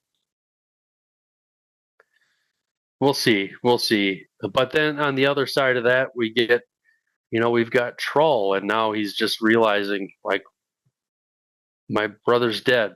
I'm never going to hear his voice again. I'm never going to see him smile again. Like, and all that stuff is so sad to read. That's pretty heavy stuff there. Yeah, And then, it all definitely these is. other layers of loss that were just beginning to settle upon him. Like, isn't that just what death does? Like, especially if it's somebody close to you. Like a Like, sibling. yeah, you have that immediate, like, yeah, I'm never going to hear their voice, never going to see their smile again. But that stuff's going to keep building on you. There's going to be all sorts of other little things that you're going to think of later after the fact. Like, there's never going to be this, there's never going to be that, not going to get to do this again. And that just sucks. It does suck. It does suck. Yeah, it really puts it in perspective, And even for Troll, who is doubtful Sally or whatever the fuck that term is, you know. I have no idea what you're talking about. I'm probably being dyslexic here and mixing up sayings. But yeah, no, I could see that, like he's coming upon this, realization that all of the doubts that he's had about his brother and Mayan, he took that shit for granted. He took it for granted, and that's kind of the sense that I get here. Yeah. Like, to me, it all relates to this next. There's a line shortly after that. Fear said it was done. Death cannot be struggled against. It ever arrives defiant of every hiding place. It's showing up no matter what you do. No matter It's where gonna you are. find. It's gonna find you. And he grabs the sword to try to fend it off, but it didn't matter. It still got him anyways. So Yeah, but with what I'm suspecting is the outcome of Roulade, this doesn't apply. I agree. But But for right now, it does. for his brothers, yes, it's very, very real. I think that's all I've got here. All right. Well, I'm ready to finish my summaries here. Sure. Their flight began. Darkness swept upon them, and a wind began to blow, lifting the snow until the sky was gray white. The temperature dropped further until the furs covering them began to fail. Favoring his injured leg, Trull trotted 20 paces behind the sleds. He had a hard time making them out in the wind-whipped snow. The enemy might well be around them, and they would never know. He would have no time to react, and whatever warning he could muster would be swallowed by the torrent of wind. His companions would hear nothing, nor would they turn around to recover his body, because the gift must be delivered. Trull ran on, constantly scanning to his left and right, occasionally stealing a glance behind him. Dawn arrived, but did nothing to alleviate the hazy onslaught of snow, nor did the temperature rise. Trull gave up on scanning his surroundings and focused on continuing on. He felt a warmth beneath his gauntlets, a remote warmth. Something about that disturbed him. Hunger had faded, and the pain in his knee was gone. An unease, and he looked up. The sleds were nowhere in sight. He gasped. Taking in bitter cold air, he slowed his pace and tried to see through his frozen eyelashes. He had mindlessly ran through the day, and it was fading, and he found himself lost. He dropped his spear. He cried out in pain as he wheeled his arms, attempting to restore blood flow to his deprived muscles. He tried to bring his hands into fists, but seemed to struggle with that task. The warmth he had felt grew hotter, then searing as if his fingers were on fire. He pounded his fists against his thigh. He was surrounded in white, as if the physical world had been scrubbed away. Terror whispered in his mind, and sensed that he was not alone. He retrieved his spear from the snow and studied his surroundings. He realized that he had been following the unseen sun to the west. He needed to turn southerly. Until his pursuers got tired of the game, he then set out. 100 paces out, and he glanced behind him to see 2 wolves emerge from the snow. Trull halted and spun around. The beasts vanished once more. Hearts pounding, he pulled out his sword and buried it into the hard-packed snow. He retraced his trail and readied his spear. The 2 wolves appeared, this time charging. He had time to plant a spear and drop to one knee before the first beast was upon him. The spear connected with the wolf's sternum. Bone and blackwood shattered at the same time. Then, as if a boulder had hit Trull, throwing him into the air. He came to a stop up against the sword he had stuck in the ground. He grabbed the sword just in time to slash the second wolf in two. Trull reeled back and found the first wolf dead in the snow. Beyond it stood 3 Jahek hunters, who then melted back into the whiteness. He set his sword down and weaved his arm through his spear's harness. He retrieved the sword and set out once more. Oblivion was on all sides again. He stumbled on, wondering if the fight had even occurred, unwilling to verify himself by looking down at his wounds, fearing that he would see nothing. He couldn't believe that he had taken down 2 wolves. He could not believe the events and the precise timing had occurred. He mustered the courage to look down and saw the black splinters in his arm and white tufts of fur near the hilt of his sword. He thought to himself that he was fevered. He had manifested his delusions physically. A rush of footsteps behind him, he turned and swung the sword, severing the head from the body of the savage. Another approached. He was able to watch what he thought was slow motion as the Jahek turned his spear thrust to a parry. A third attacker approached, slashing a spear point at his eyes. The Jahek turned his spear thrust to a parry. He slipped his sword underneath the block to slide the blade beneath the left collarbone. A third attacker approached, slashing a spear point at his eyes. He leaned back, spun a full circle, and brought the sword's edge cleanly across the throat. Trull completed the circle and continued his jog. Nothing but nightmares.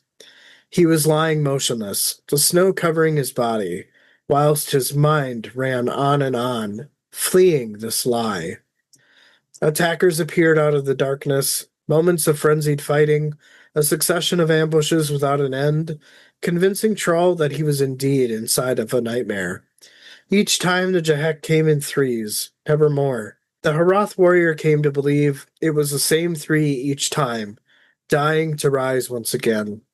It would continue until they finally succeeded in killing him. Trull fought on, leaving blood and bodies in his wake. Then the wind suddenly died. He saw patches of dark ground ahead. He saw the setting sun to his right, the feeling of cool, damp air, the smell of mud, and shouts.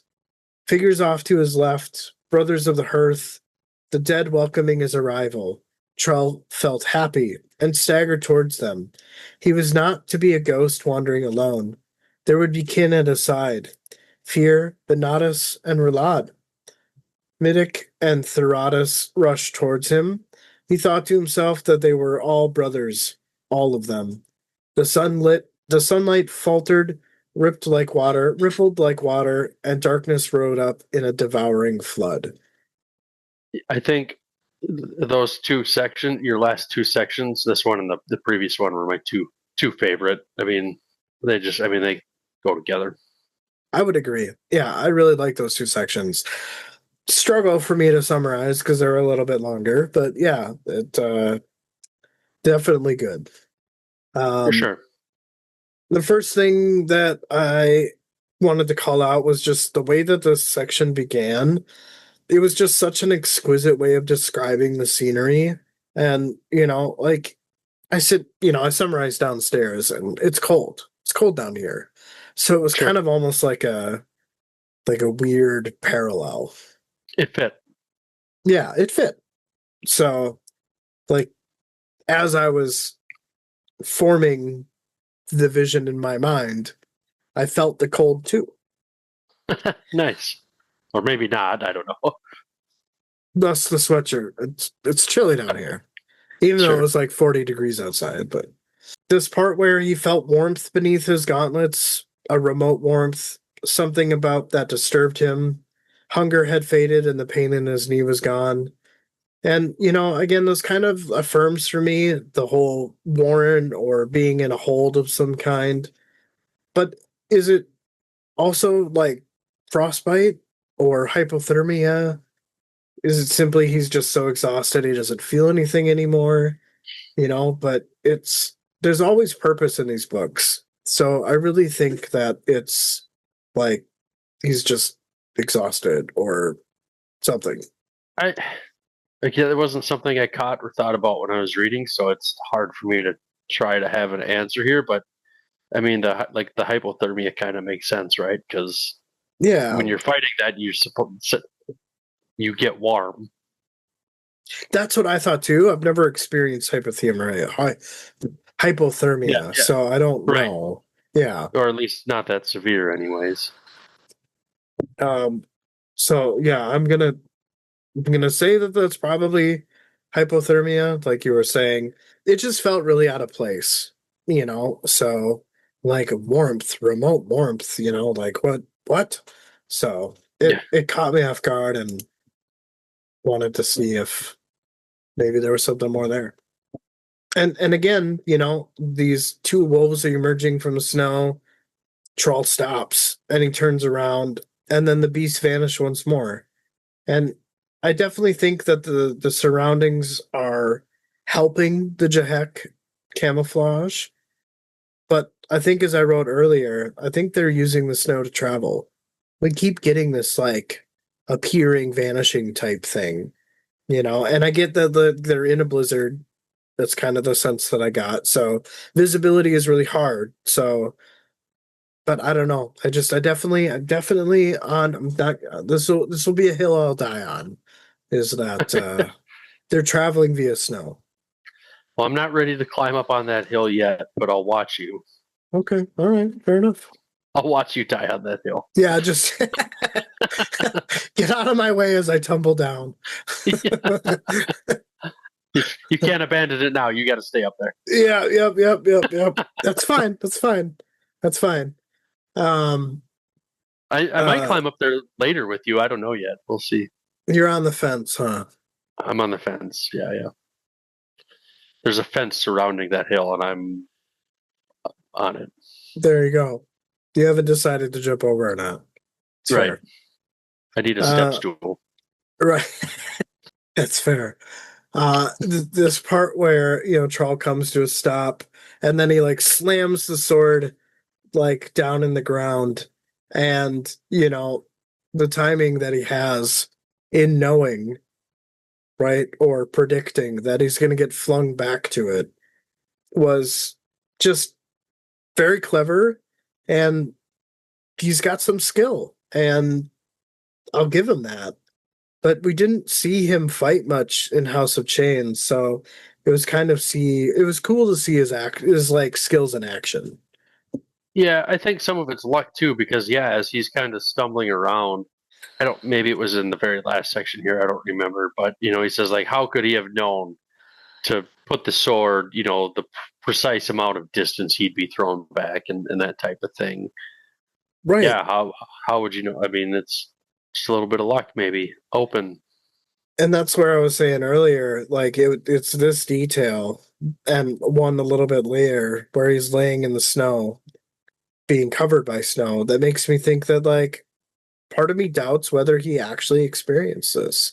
You know, like is this a figment of his imagination, and he just happened to come across his brothers? Did he actually die? You know, I mean, I don't think so. I don't think he's dead, but I'm definitely contemplating whether he imagined all this or not. Well, I mean, we know he can't be dead because just like the prologue of the House of Chains. But True, true, true. He set his sword down and weaved his arm through a spear's harness. I'm wondering if that would be interpreted as him using the spear harness as like a tourniquet to interesting. like Sure, I could see that. I didn't notice that when I read, but I think that makes sense. yeah. Yeah, and going back to what I was just saying, he was lying motionless, the snow covering his body, whilst his mind ran on, fleeing this lie, right? So I think that what this is maybe insinuating is that he's maybe passed out and his mind is conjuring up all of these things. Yeah, he's But having like fever dreams or something. yeah, so it's weird how you got these like two different tales within the same section, and you're even doubting which one is real. Yeah, And then again, kind of, it was the same three Jahek each time, dying to rise once again. Again, just another parallel to the whole Midnight Tides resurrection thing. yeah. Well, I mean, that's what Trull was thinking. Like he wasn't sure if it was the same three or not. I mean, but it is weird that it was always three. Right. And which I'm assuming is the reason why he thinks this, right? Yeah. And then lastly, the devouring flood. I think that this is just a nice callback and maybe a touch of events that we know have happened, but are just unsure of the details. Sure. Maybe he wakes up in an ascent and everything from here on out is in his head. Well, that'd be kind of a mind fuck. Yeah. But yeah, that was all I had. All right. Well, ready to wrap this one up? Yeah, Take it dude. home? All right. The sled's runners were buried in mud. One was a wrapped figure around which slabs of ice had been packed and strapped in place, while Benatus was propped up on the other side of the sled, pain written across his face. Trull sat up and felt lightheaded. He stood and felt dazed as he looked around. To the west, there was a lake that shimmered under the overcast sky. The faint wind was warm and humid. A fire had been lit, and Rabbit was being tended by Middick. To the side were Fear and Thoratus. In the distance, to the east, were the ice fields. The smell of meat drew Trull to the fire. Middick looked at him, then looked away as if he were ashamed. Trull looked at his fingers. They were itchy and red, the skin peeling, but at least he had not lost them. He seemed to be in one piece, though his armor was all cut up. His wounds were not a nightmare in that case. He checked his sword and found he wasn't wearing it. Just a few moments later, he found his weapons laying against a pack, barely recognizable. The blade was twisted, the edge so battered it was more like a club than anything. He heard footsteps and turned. Fear put his hand on his shoulder and said they did not expect to see him again. Leading the Jack away from them was a bold tactic, and it saved their lives. Trull's weapon told the tale. Did he know how many he had defeated? Trull shook his head and said he didn't lead them away on purpose. He got lost in the storm. Fear smiled, but said nothing. Thoratus said, it didn't matter. Trull said he thought he was dead. He saw them and thought he was joining them in death. He expected Rulad. Fear told Trull that Rulad was a true warrior, but it is done, and now they must move on. There are Arapae on their way. Benatus managed to waken their shaman. They would help them get home faster. Trull nodded, looking at the distant ice fields, remembering the feel and sound of the wind, remembering the cold, the Jack warriors. They wanted the sword. But why? He wondered how many Jack these ice fields could sustain, how many he had taken out, how many women and children were left to grieve and starve. He thought if there was 500 of them out there, then the Jack would have left them alone. Middick shouted. They all turned to see a dozen huge beasts coming down from the ice. 4 legs, long trunks, and tusks. They walked towards the lake. Trull thought this was not their world. A sword waited in the unyielding grip of a corpse, sheathed in wax, cloth, and bound in ice. A weapon familiar with Cold's implacable embrace. It did not belong to Hannan Mosag's hands, unless he had changed, which Trull thought was possible. His brother called him to come eat. Trull thought to himself, sisters, have mercy on us, in the way we simply go on and on. Would that we had all died back there on the ice. Would that we had failed. Nice. Kind of a sad chapter. Like definitely a downer with Roulade dying. Again, thinking for now, but a couple thoughts here. You know, Trull's looking at his fingers, they're itchy, red, the skin's peeling, and I imagine he's got frostbite, right? And then he finds his arm all cut up, and he knows like it wasn't a dream. You know, you were talking about fear and how things feel kind of staged, right? And I really get that sense towards the end here with Fear putting his hand on Trull, and you know, what does he say? Roulade was a true warrior. It's done, and now they must move on. Like Trull's obviously having a hard time with his brother's death, and Fear is kind of not. So I really wonder if Fear will have something to do with Roulade coming back. I definitely feel the exact same way. There's just something about Fear where he's not telling us something. And he's For not sure. telling his brother something. Like there's this like air of mystery to him. And Yeah. so you're like, you're okay with that versus just with like Roulade's attitude then? Or no? Can you elaborate further? What do you mean? Like you don't like Roulade, right? We could say that. For Yeah, your various reasons. sure. But how do you feel about Fear? Do you dislike him the same amount?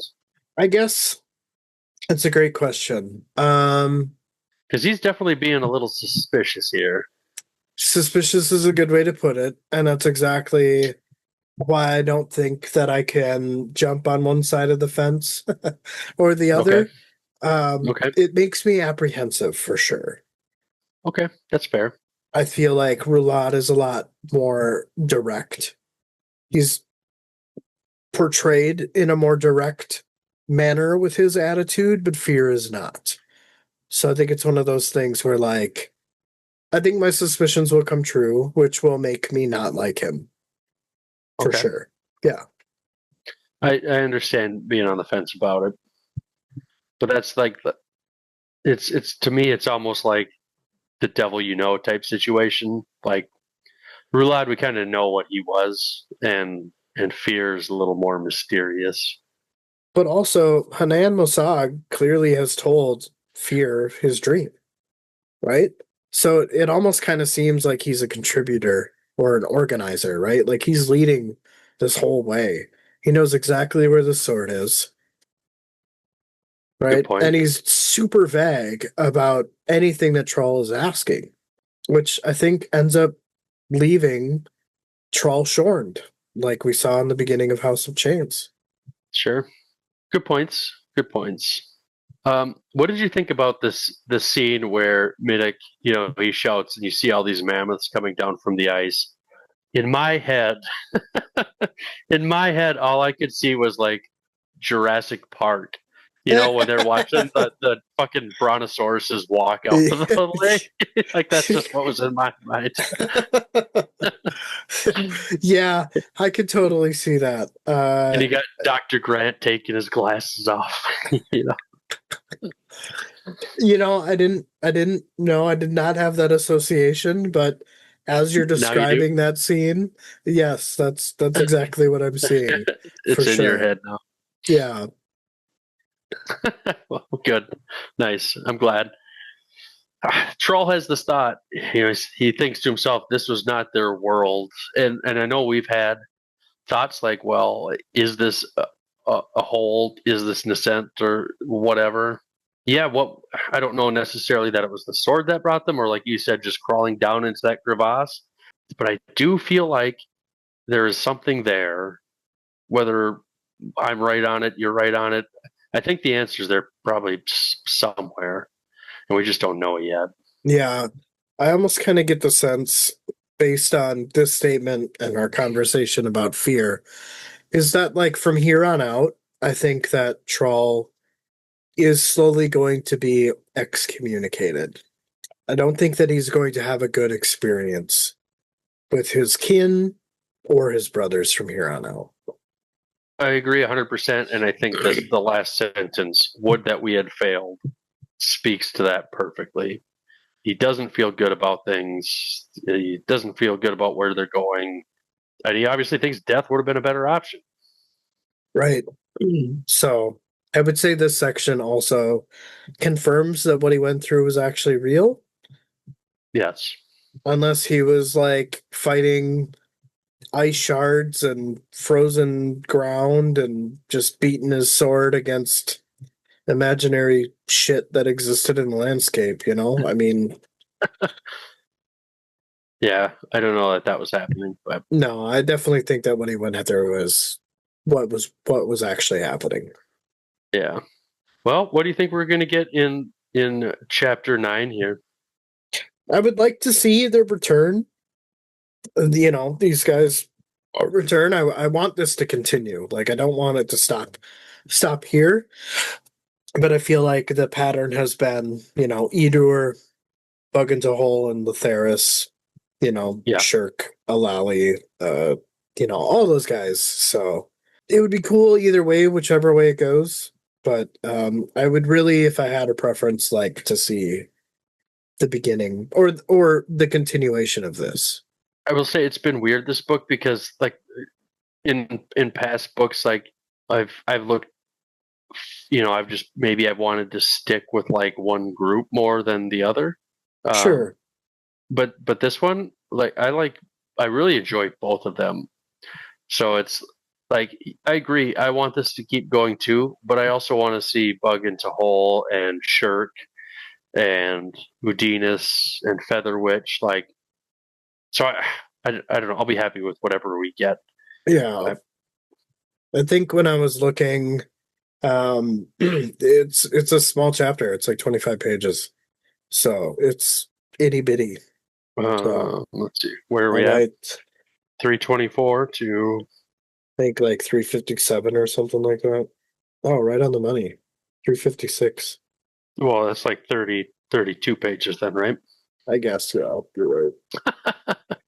Well, I'm okay with like that for like a chapter size. It sucks when it's like 50 pages, 60 pages. Like, oh fuck, this is a lot. Yeah. 90 pages. Oh my Yeah, god, we it's never did killing me. that. Only once. Well, I mean, we kind of did it twice because the last chapter of Memories of Ice wasn't that like 83 or 87 or something like that. Oh, I thought that one was 90 plus. No, What was the the other one, one that was I think it was chapter 2 of House of Chains. It was like that? 90 Shit, was it? pages or something like that. Fuck. Yeah. That one doesn't stick out as much as Memories of Ice. No, yeah, because that was the conclusion for sure. But I feel like the longer the chapters are, I feel like the shorter the sections are.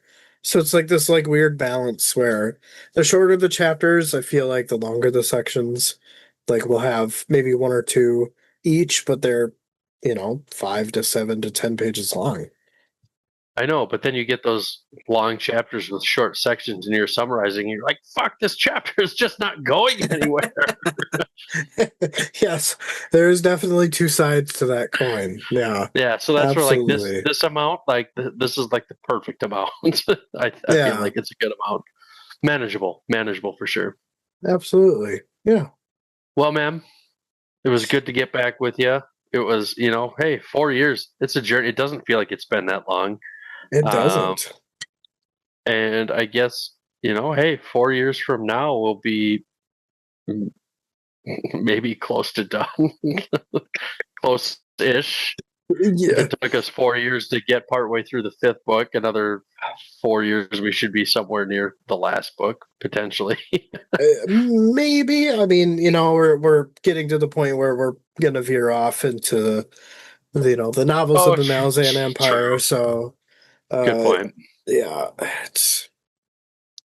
it'll be weird to go back to like, what do they call that? The prologues of the series. The Esselmont uh, Path to Ascendancy, and even Erickson's Carcanis trilogy. But I would imagine by then, A Walk in Shadow should be out. We got plenty of time.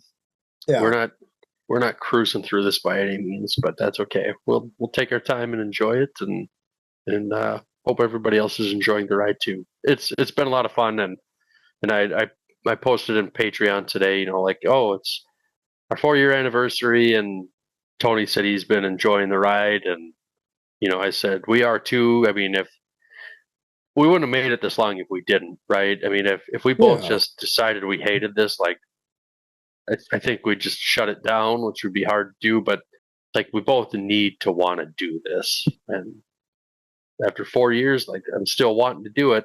me too, man. Me too. It has been a ride. It's a journey, but it's I can't imagine doing it with anybody else. So you're I stuck think with the me. exact same thing. Yeah, So that's fine. We're a good team. I would say so as well. Yeah, we're gonna crush it. We're gonna keep going. We're gonna be the first Malazan podcaster of first time readers that go all the way through. So Yeah, hell yeah, brother. hopefully it speaks to those that are struggling with the series to just continue on. Like there's resources. I'm sure that in some people's perspectives it probably sucks to have to research the book you're reading. And that may be an unfavorable thing, but it's worth it, you know? It's worth it. For sure. It's been a good time. No. The book that I'm reading outside of Malazan, I finished. I finished The Ruin of Kings, and Oh yeah? it was good. It was good, but the author does this like weird first person, third person thing. Um and like every other chapter is that person's story, so to speak. So now instead of reading them combined, I'm just reading one person's story, which is like the beginning, and then that leads up to the events where the second person starts talking. So it's kind of like these two stories intertwined with each other, um, from their perspectives. And it's really interesting. Now that I'm going through it again, I can see a lot of the things that I clearly missed. Oh, so you're rereading it. I am rereading it. Yes. Oh, Yeah. interesting. So, I would challenge you and encourage you make an episode on it, dude. oh, I'm going to. Sweet. I'm I going put to. it out. Put it out. I'd love to listen to it. So All good. right. I don't know I'm if excited for that. I don't know if I want to do it in this format, where like I summarize things, or if I just want to have one episode where I talk about the book. Yeah, that's yeah. Kind of like I do with the other stuff that I read. Yeah. I mean, whatever you find works. I mean, find your own thing. But it, I'll say it feels weird doing it at first. Like I was very worried about that, like talking to myself. But now, it doesn't feel weird anymore. I don't. I definitely felt stupid the first time. I don't anymore. Yeah. I got over it pretty. I got over it pretty quick. So my advice would be: don't worry about those things. You'll do great. Appreciate it. It's really cool to see your bare bones episodes and the way that they've evolved since the moment you're talking about. So I could tell that you're getting much more confident, much better, to the point where like I feel like you are a better podcaster than I at this point. Well, thanks. I appreciate the vote of confidence. It's practice, dude. Yeah. And I can guarantee you, like you do that, I'll listen to it, and I will probably pick up things and learn things from you too, and try to do that. So Yeah. Well, if you have a spare moment on the things that you read, you should definitely read Ruin of Kings. You would like it. You would Yeah. like it. Yeah. Nice. So, Well, I'll put it on the list. all right. Sounds good, man. But yeah, another great episode. Yeah, should be about 2 hours long, 2 hours 15, which is usually our norm after editing. It's kind of fast for us, honestly. Yeah, I mean, I feel like our longest episodes usually go about 2 hours 45 minutes, and our shorter ones are anywhere from an hour and 45 to 2 hours and 15. Yeah. Hey, if you can listen to both of us ramble on and we summarize the whole chapter, welcome to the patron of the chain of patrons. So Yeah, yeah. exactly. Well, I think I'm gonna go get something to eat, but I bid you adieu. Yeah, man. It was good to see you. Good to talk to you. And again, excited to get to read on another chapter here and pluck away at this book. Yeah, absolutely. I will. I'm hoping to delve in tonight, but we'll see what happens. Right. Yeah. I need to read a little bit out of my other book. I need to read like 12 pages a day to have it done by the end of the month, and I would like to have it done before the end of the month. So 12 pages is really manageable. it is, and most of the chapters are longer than that anyway. So Do you read before you go to bed or what? yeah, Yeah. most of Fair. the time, or like weekends, I might read during the weekend, during the day or whatever. But yeah. All right. Sweet. Well, we'll see you next time. See you next time, man. All right. Bye-bye. Bye, buddy.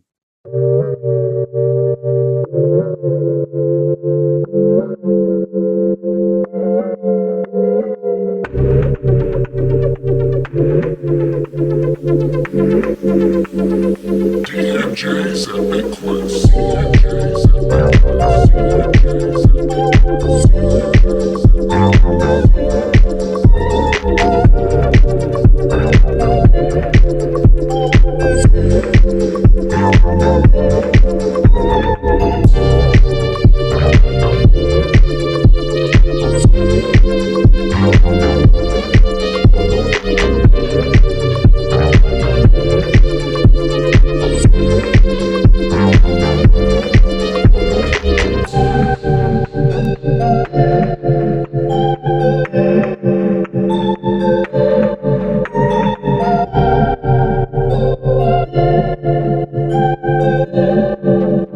DMJ's Epic Quest. CMJ's Epic Quest. CMJ's Epic Quest. CMJ's Epic Quest. CMJ's Epic Quest.